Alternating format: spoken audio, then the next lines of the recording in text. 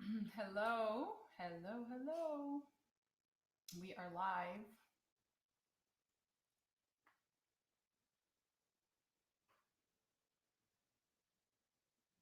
Let's see who's going to be logging in.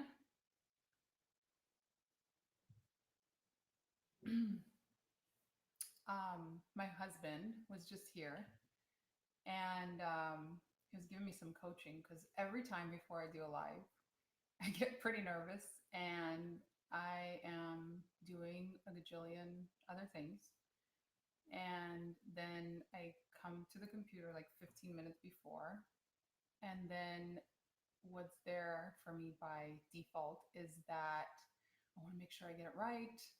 I want to make sure that I remember everything I want to say. I want to make sure people show up. And my husband was here and we were talking about it. And I realized that when I'm there, when I'm in those thoughts, that it's all about me. And it's not about me. That why I'm doing these lives is for you ladies, for you guys to get something out of it, so you can have the marriages that you want to have. And I'm here to support you. So I want to just let you know that I'm here. Hi, Angie. Thank you for joining. That I'm here with you. And this is, you know, so you girls get something out of it and you can take it into your life and you can apply it and you can have better marriages, better relationships, that you can be happier and fulfilled. So that's my intention. So we have Angie, we have, let's see, how do I even look? Can you guys just comment and say hello who's here so I can see you? Um, see who I'm talking to. And today we're going to talk about what is holding you back from being fulfilled with your man. It's kind of interesting. We, fall in love, we get married, and then we have like this dream life that we've been kind of living up to. Hi, Christine. Um, and then, we have the babies, we got the house, we kind of start living this dream out. And then we look at our partner and we're like, wait a second, this isn't like this dream that I imagined, as my whole life. And I'm sure, there's ups and downs and we all have, our own stories. But I'm going to say some things that as women, most of us, are not going to want to hear. And, and we're going to want to get defensive. And I want you, or I actually invite you to be open to this conversation, because the more you are going to be able to be conscious of what I'm talking about, and the more you're going to be able to take responsibility and really look at where you are, responsible for your life and your marriage, the more you can actually transform it. So, like I said, we're going to talk about how to feel satisfied with your man. And, you know, there was a time for me that after I got married that I was like, wait a second, like, isn't this supposed to be the fairy tale? And I started looking, out at him of why this isn't the fairy tale that, I imagined it would be. And for many, many years, I kept looking for ways that, you know, this isn't working and how can I fix it? And basically looking out to fix my marriage until one day I realized that it wasn't out there. Like fixing my marriage was not the problem with him. And I realized that it had everything to do with me.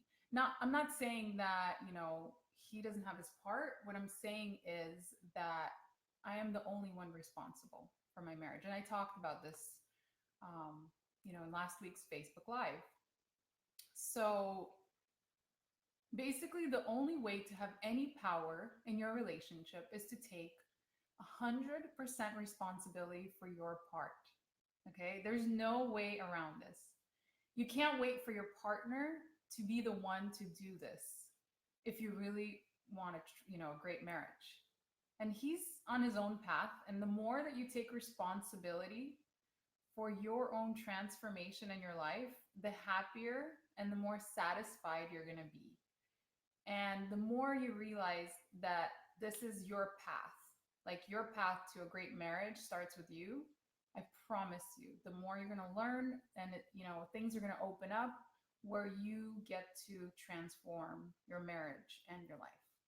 So, I want you to think about something. Everything, everything that you have known about what a man should be or shouldn't be, and I talk a lot about this in the group, it's been inherited. Excuse me.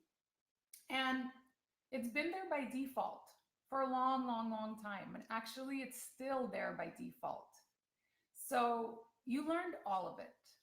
You learned it from your parents, and you learned it from, grandparents, from your friends, from culture, from media, from society. Actually, if you girls can post in the comments, like, where did you learn the things that you've learned about what a man should be and what a man shouldn't be? And I ask these questions a lot in the group, but it's really like, it really takes something to do this work and to see that you've learned all these things. Like, you actually haven't created any of it. So can you girls write it in the comments of where you learned these things about your man, or actually any man, not just your man, but how a man should be.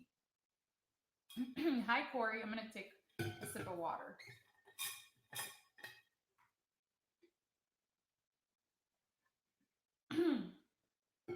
Corey, so we're talking about, I'm asking the question of where you learned the way a man should be and shouldn't be.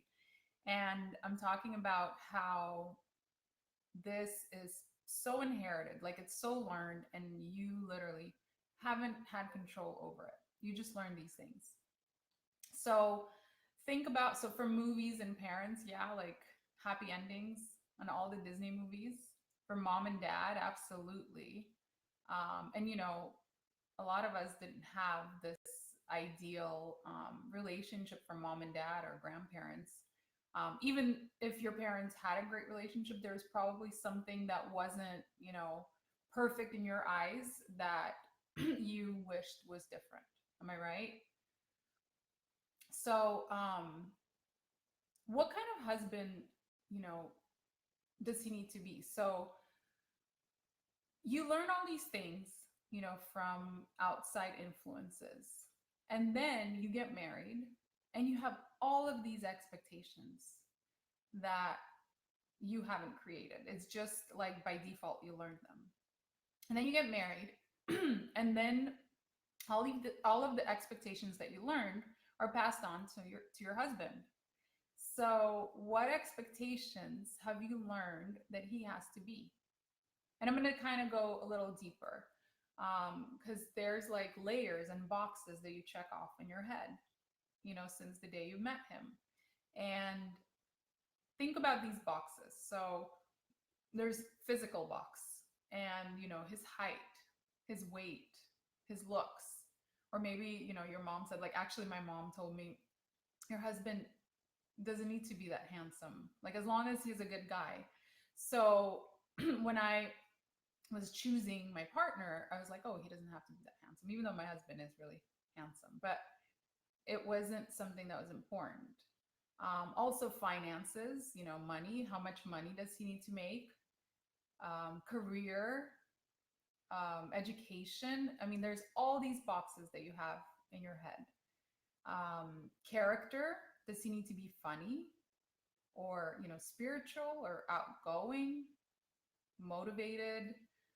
What about his mental and emotional health? Like, did you want him to be smart or deep or happy, confident? I want you girls just to start thinking about this and just post it in the comments, because this is the work.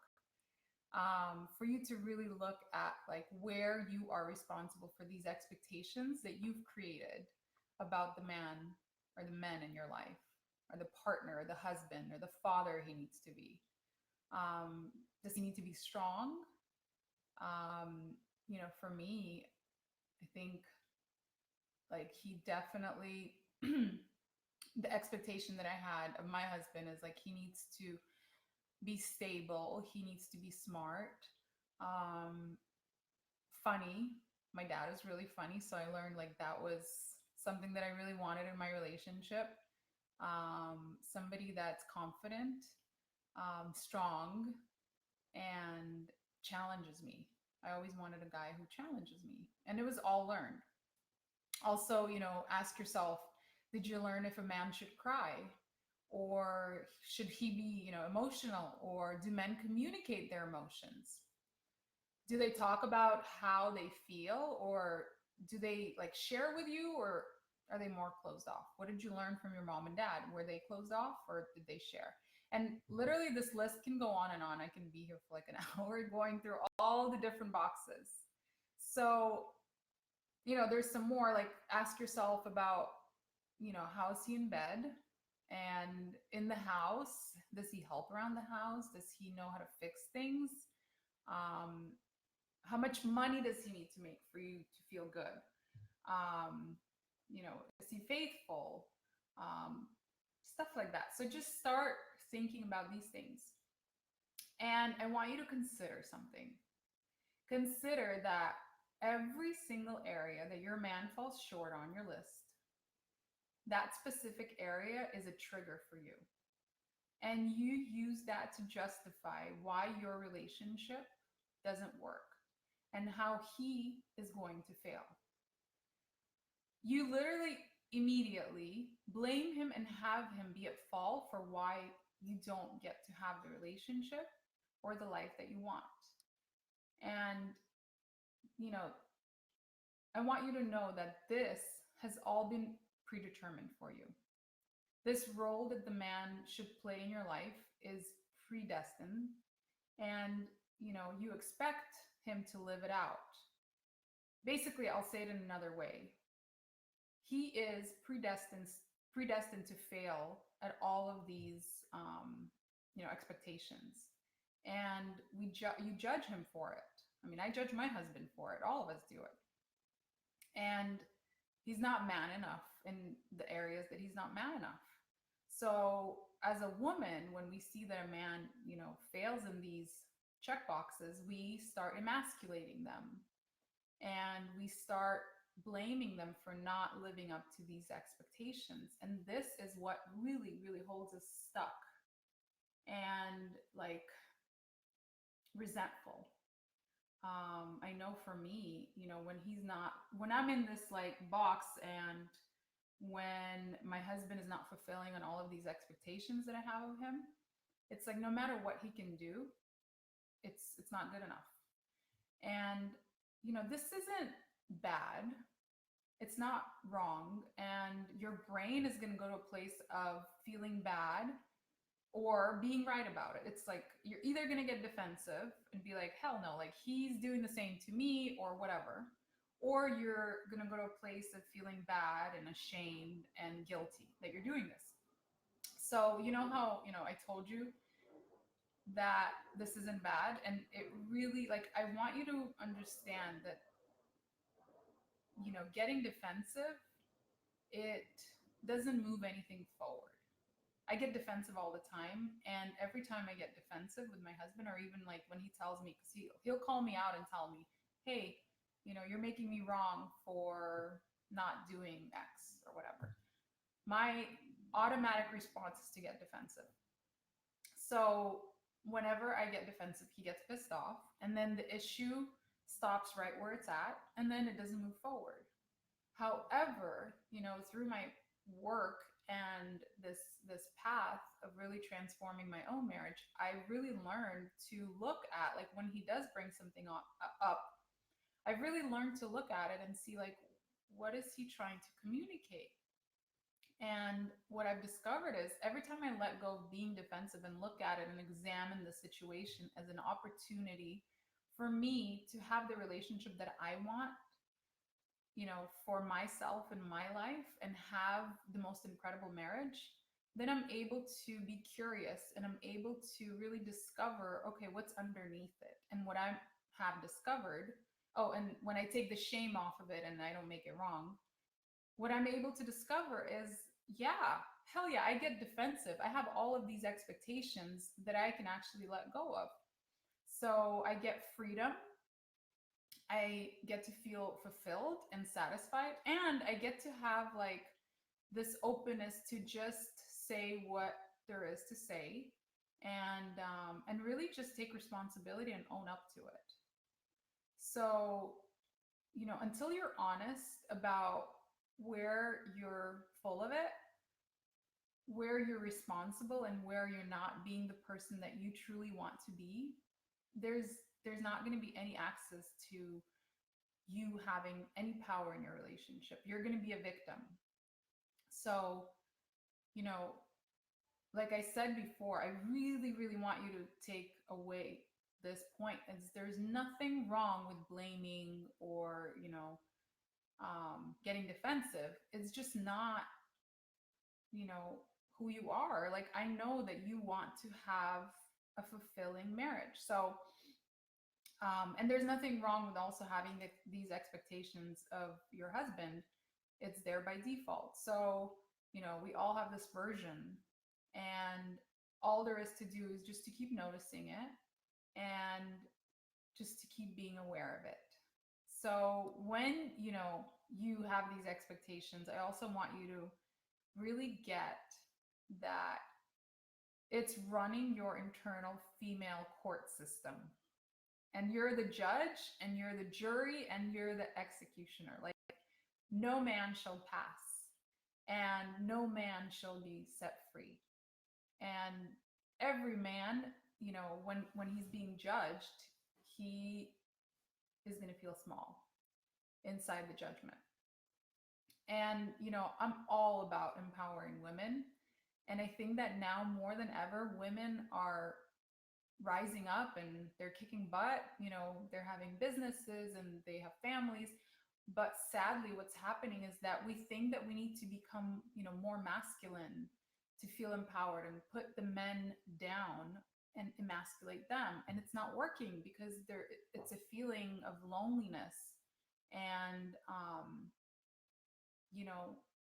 like your husband is an adversary versus a partnership and connection. So, so I want you to think of something. I want you to think about something and ask yourself this question. What do you think it must be like for your husband to live inside of this daily judgment that you have of him when you have it? I mean, literally, I know that I judge my husband for not living up to the expectations daily, like multiple times a day. So, what do you think his experience is of you? I mean, for me, I know for my husband, he wants to be left alone when I'm judging him, when I'm making him wrong. And, he doesn't feel good around me. What do you think his experience of himself is inside, of your listening when you're judging him? I know for my husband, he feels small. He feels like nothing he does is good enough. And, he's like, I'll just be on my own. And, who does he get to be for you and for your kids and for your family when, he's being judged? He, chose you to be his partner, to be the woman that he loves and believes in. But if if you and I'm in this, are judging him, like, he doesn't get to be that. If we're constantly looking for his shortcomings, he doesn't get to be the hero, that he wants to be, because every man wants to be a hero. So, expect him to be romantic and caring and want to be with you and plan date nights and, be committed and listening to you and connected, blah, blah, blah. Like, expect. That's what we do as women. We expect all the time. And I'm not saying that you can't want these things. What I'm saying is that you actually haven't created any of these things. they've just been there by default. So, it's a pass or fail phenomenon. Where he passes, he's expected to pass, so he's never actually acknowledged for it. And then where he fails, he's blamed and he's at fault. So, I really like invite you to look at it just as like a what's so and what's happening, rather than getting defensive or saying, this is not so. And if it doesn't apply to you, that's totally fine. But I invite you to see and just try seeing, if this is happening in your relationship. Because literally, this is where the power is, for you to actually look and to be honest with yourself. And, this is the only way to transform your marriage, your life, is to be honest about it and really like see where you can be responsible. So, this is where the power is. And I want you to also think about like what are your consistent complaints and how you're communicating those complaints when the expectations that you have aren't met. Are you complaining about it, or are you actually, taking responsibility? So, like I said, I'm going to remind you there's nothing wrong. And, you know, if you're committed to your marriage, all there is to do is just to notice it and to, I know this is hard, but to let it go if you can. And I'm actually going to do another Facebook Live next week about really creating the man, that you basically dreamed of for yourself in your life. So I hope this was helpful. I also want to invite you, if you are, committed to having an amazing relationship, I have a really great program and I invite you to join me. I'm doing an 8-week coaching program, and it's going to be a very intimate coaching program only for 5 women. And, it's going to be amazing because we're going to do weekly group coaching calls, and we're going to dive into this content like really, really deep. And I get to coach you one-on-one and in a group setting through, a lot of this really amazing content where you get to improve the communication in your marriage.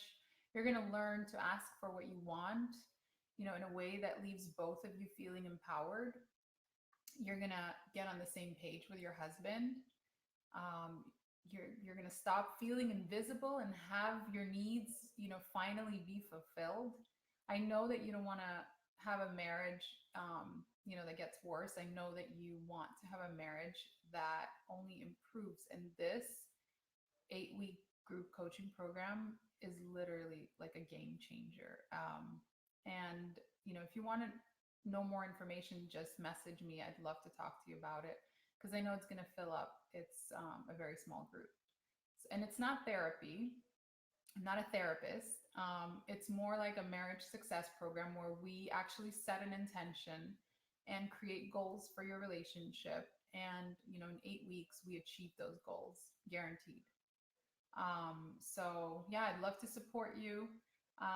Message me if you want more information. And thank you so much for watching. And I'll see you guys next time.